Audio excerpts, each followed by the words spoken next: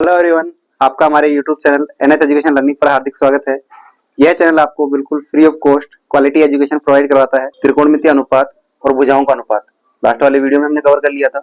इस वाले वीडियो में हम त्रिकोणमितीय अनुपात के बारे में पढ़ने वाले हैं, लेकिन कुछ स्पेशल थीटा यानी कि हमें कोण दे रखे होंगे, उनके मान हमें निकालने। त्रिकोणमितीय अनुपात साइन, कोस, टेन, कोट, सेक और कोसेक के लिए कुछ स्पेशल मान 0 डिग्री, 30 डिग्री, 45 डिग्री, 60 डिग्री और 90 डिग्री के लिए मान निकालना है।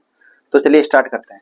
साइन, कोस, टेन, कोट, सेक और कोसेक और एंगल हमें लेने हैं 0 डिग्री, 30 डिग्री, 45 डिग्री, 60 डिग्री और 90 डिग्री। अगर अब आपको साइन की वैल्यू फाइंड करनी है तो सबसे पहले आप 0 से लेकर के 4 तक की काउंटिंग लिखनी है। 0 के लिए आपको 0 लिखना है, 30 के लिए 1, 45 के लिए 2, 60 के लिए 3 और 90 के लिए 4 और इन सब के अंदर 4 का भाग देना है। लगा दो भाग। इसके बाद में आपको इन सारी वैल्यू का क्या निकालना है, वर्गमूल निकालना है। निकाल दोगे? आसान है, निकाल दो। इसको जब सोल्व करोगे, सोल्व करने पर कितना आंसर आएगा? 0। इसको सोल्व करने पर आंसर आएगा 1/2। 2 के पहाड़े में ये कितनी बार कट जाएगा? 1 बार। और ये कितनी बार? 2 बार। इसको सोल्व करोगे तो यहां से आपको आंसर मिलेगा 1/√2। ऐसे ही जब आप इसको सोल्व करोगे तो यहां से आपको आंसर मिलेगा √3/2। 4 से 4 कट जाएगा और जब आप 1 का वर्गमूल निकालोगे तो कितना आएगा? 1। ये सारी वैल्यू किसके लिए मिल गई?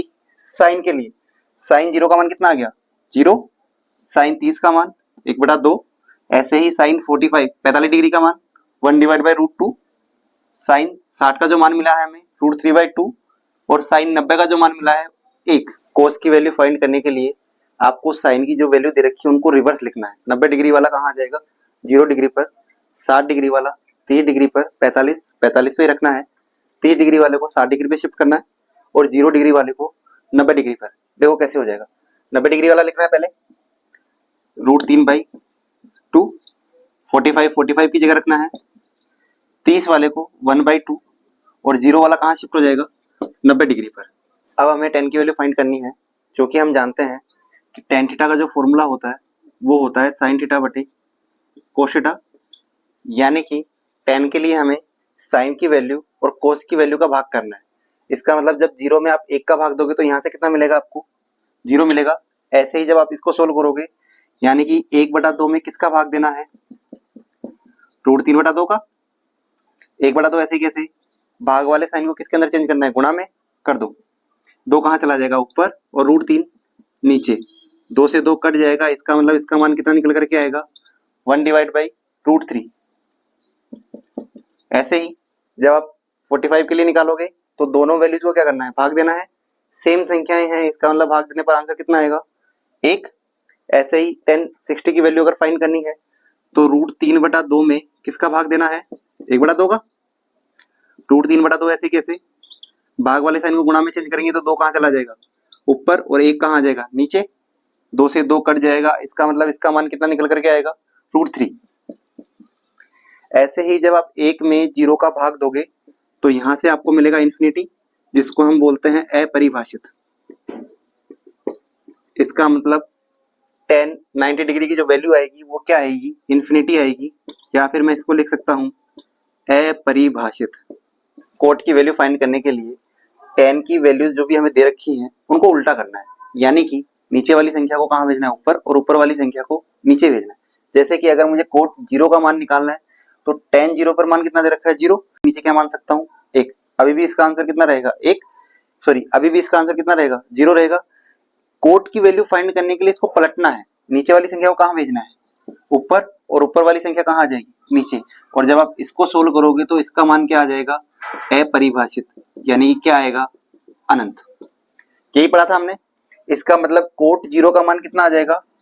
अनंत, जिसको मैं लिख सकता हूं अपरिभाषित। ऐसे ही अगर मुझे कोट 30 की वैल्यू निकालनी है तो tan 30 की वैल्यू क्या करना है? उल्टा करना है। नीचे वाली संख्या कहाँ चली जाएगी? ऊपर। यानी कि √3 कहाँ आ जाएगा? ऊपर, और 1 कहाँ आ जाएगा? नीचे। ऐसे ही अगर कोट 45 की वैल्यू मुझे फाइंड करनी है तो tan 45 वैल्यू को उल्टा करना पड़ेगा। मैं इसको लिख सकता हूँ 1/1। कोई फर्क पड़ेगा? अभी भी सेम ही आंसर रहेगा। 1 कहाँ चला जाएगा? ऊपर, और ये कहाँ आ जाएगा, नीचे। इन दोनों को सोल्व करोगे तो भी आंसर कितना आने वाला है, एक ही आने वाला है। ऐसे ही अगर मुझे कोट 60 की वैल्यू फाइंड करनी है तो tan 60 की वैल्यू को उल्टा करना है, नीचे वाली संख्या को ऊपर और ऊपर वाली को नीचे। यानी कि यहाँ से √3/1 में मान सकता हूँ, एक कहाँ चला जाएगा ऊपर और √3 कहाँ आ जाएगा नीचे। यानी कि कोट 60 की जो वैल्यू होगी वो कितनी हो जाएगी, 1/√3। ऐसे ही कोट अगर मुझे 90 की वैल्यू फाइंड करनी है तो tan 90 की वैल्यू को मैं पलट दूंगा। आंसर क्या दे रखा है, अनंत। इसका मतलब ये अनंत कब आया होगा, जब 1/0 रहा होगा। नीचे क्या रहा होगा, 0, पलट दो, 0 कहाँ आ जाएगा ऊपर, और 1 कहाँ आ जाएगा नीचे। इस कंडीशन में आंसर कितना बन जाएगा, 0। ऐसे ही सेक का मान निकालने के लिए हमें कोस की जो वैल्यू दे रखी है उनको पलटना है, नीचे वाली संख्या को ऊपर भेजना है और ऊपर वाली संख्या को नीचे भेजना है। सेक 0 का अगर मुझे मान निकालना है तो कोस 0 के मान को पलटना है। जब आप 1 को पलटोगे तो आंसर कितना आएगा, 1 ही आएगा। ऐसे ही जब आप सेक 30 की वैल्यू निकालोगे तो कौन से मान को पलटना है, कोस 30 के मान को पलटना है। इसका मतलब 2 कहाँ चला जाएगा ऊपर, और √3 कहाँ आ जाएगा नीचे। ऐसे ही सेक 45 के लिए कोस 45 की वैल्यू को पलटना है तो √2 कहाँ चला जाएगा ऊपर। ऐसे ही अगर मुझे सेक 60 की वैल्यू फाइंड करनी है तो कोस 60 के मान को पलटना है। इसका मतलब 2 कहाँ चला जाएगा ऊपर, और 1 कहाँ आएगा नीचे। 1 नीचे होने का मतलब वही संख्या सेम आ जाएगी। ऐसे ही सेक अगर मुझे 90 की वैल्यू फाइंड करनी है तो कोस 90 के वैल्यू को पलटना है। ध्यान रखना, 0 को पलटोगे तो इन्फिनिटी आंसर आएगा, और इन्फिनिटी को पलटोगे तो 0 आंसर आएगा, ये याद रखो।